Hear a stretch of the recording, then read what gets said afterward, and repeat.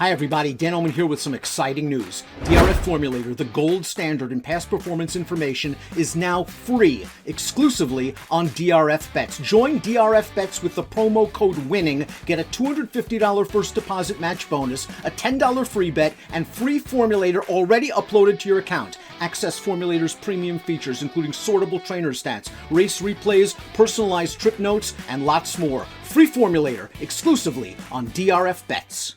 Dan Illman, Mike Beer, taking a look at a really good edition of the Grade 3 Louisiana Stakes at the fairgrounds. Let's take a look at the field for race number 13.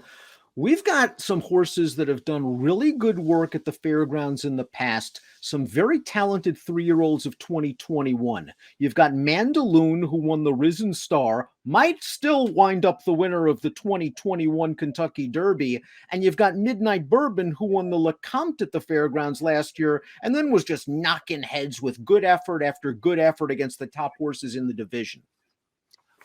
Yeah, they're just they were really good 3-year-olds. Now they're coming back as older horses, and you just feel like they could, really both be major players in the handicap division throughout 2022. I guess they're facing the kind of field here, Dan, where they can't just, come off the layoff and sort of just show up over there and beat this field. I think there's enough talent in here to make sure that they're, almost fully cranked to beat this field, but they do sort of tower over their competition here.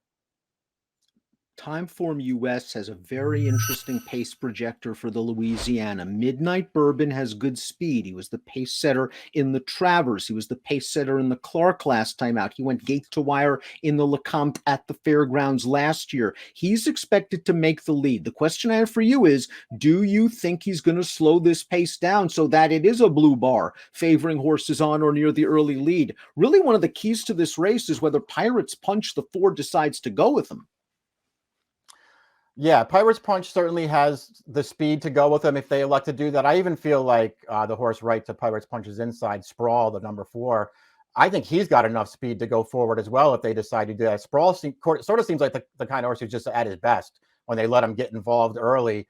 So we'll see what they decide to do. I won't be surprised, though, if Midnight Bourbon breaks well here and just gets early control. And I also feel like it's, just sort of worth pointing out that he's going a mile and a 16th in this race. He hasn't been able to hold stretch leads going longer against better horses. This is a much shorter distance for him. One of the older horses in here that's got ability and really likes the fairgrounds is the one, Chess Chief, a horse who's 5 for 10 on dirt at the fairgrounds, 0 for 20 everywhere else, won the Grade 2 New Orleans Classic at the fairgrounds in 2021, and is coming off a victory in the Tenacious Stakes where at a big price he came from out of it. Now, if this pace is slow, he's in trouble. Yeah, the slow pace isn't gonna help this horse at all. He's run some good races, Dan. It feels like he's probably a couple low, though. I get that he really likes this track. He's coming off of a really game win last time, where he set a really nice trip. He did not get outrun that day. He kept himself within range. He was really game to prevail. But I don't think just turning up here and running his Tenacious back is going to get him anything. Mandalon, the number 2, a lot of eyes are going to be on this talented son of Brad Cox as he makes his first start since this race, the Haskell Invitational, a race where he was placed first via disqualification. He's down on the inside. He saved ground, split horses, got down on the rail, just couldn't get past the talented Hot Rod Charlie, who would end up winning the Pennsylvania Derby in his very next start with a 1:11 Buyer's speed figure. Mandalon and Midnight Bourbon are very well acquainted. Mandalon finished behind Midnight Bourbon in the LeCompte, beat him in the Risen Star, finished behind him in the Louisiana Derby, finished ahead of him in the Kentucky Derby. Right. The Louisiana Derby was that sort of odd outlier a little bit in Mandalon's career where he just didn't show up with anything at all. Other than that, it's actually been pretty good. I'll be honest, Dan, I could never really warm up to this horse as a 3-year-old. I knew he was talented. I just, didn't particularly love any one of his races. He did run really well in that Haskell we just watched, though. A race that, looked like he was in a little trouble around the second turn. The trip ultimately worked out. He got a perfect split in the stretch. He was very game in there. I just felt like he ran a really nice race that day. To me, even with his main rival having a little bit of a pace advantage on him, to me, Mandalon's the horse to beat.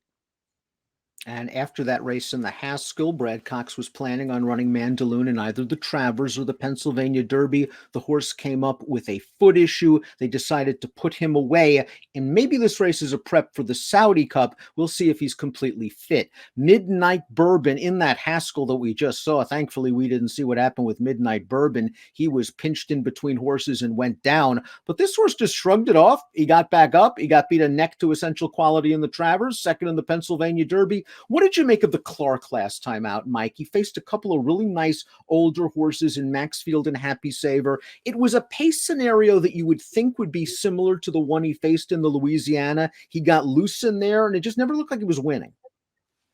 Yeah, I mean, to me, his Clark, it was just sort of more of the same from Midnight Bourbon, as far as I could tell. And I realized that other people like this horse a lot more than I do. But he had control of that race just as he wanted. He was challenged around the second turn. He wasn't, good enough in the stretch and settled for third.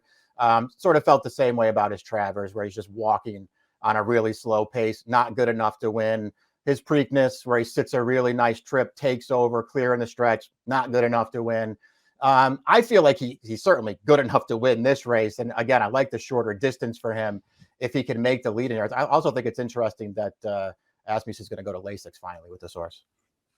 Lasix and blinkers for Midnight Bourbon, and certainly that might be able to take him a step or two forward. Sprawl is the 4. He was managed very nicely by these connections last year. They got a graded stakes race at Mountaineer Park, and then last time out in the Lucas Classic, they put him on a hard chase against Knicks Go, and he wasn't going to win anyway, but he certainly wasn't going to win with that trip, and he wound up getting beat 17 lengths. I'd take that race with a grain of salt.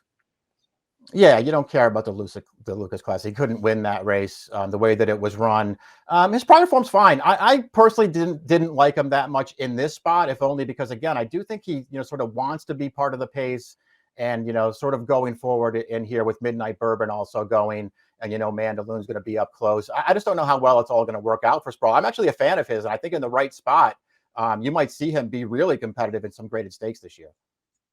Pirates Punch the 5 got really good in the summer and early fall of 2020, finishing first in a couple of graded stakes races at Monmouth. Then after he got drubbed by Knicks Go in that year's Breeders' Cup Dirt Mile, it just doesn't seem like he's come back in that great form. He ran okay last time out, went third to Chess Chief. Maybe he's slowly improving, but he's going to be on a chase here against Midnight Bourbon, and that might sap some of his energy when the stretch horses come calling. Yeah, I agree. I didn't really like his Tenacious all that much, where he managed to make the lead, while, getting to the rail very early on in that race. It actually looked like he still had a lot of horse around the final turn there, Dan. He cut the corner. He got clear on that field again.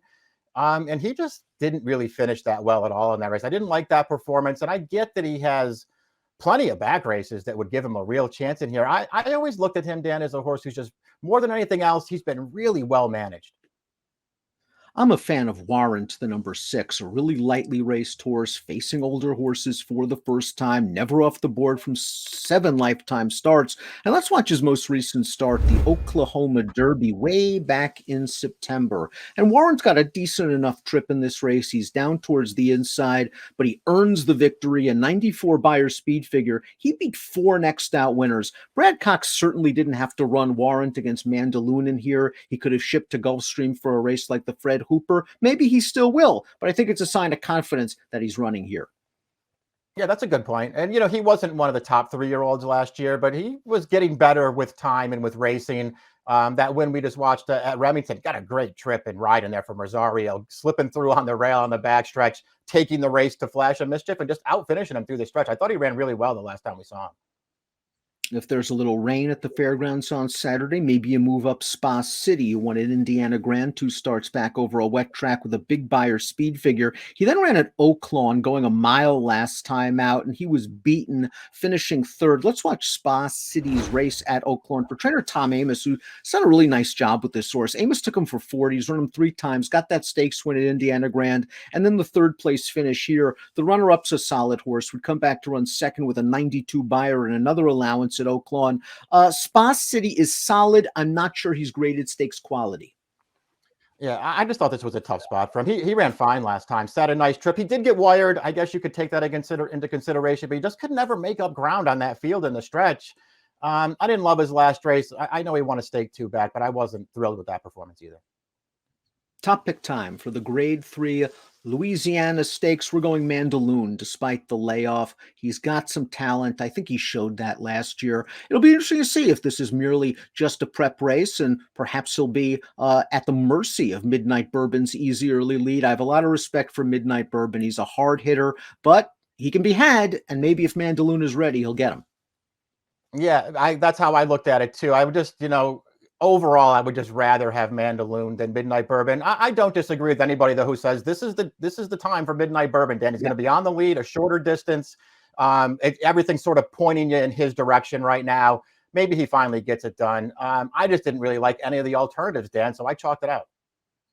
2365 for Mike, 2346 for me. It's the Grade 3 Louisiana Stakes on Lecomte Saturday at the fairgrounds. Good luck.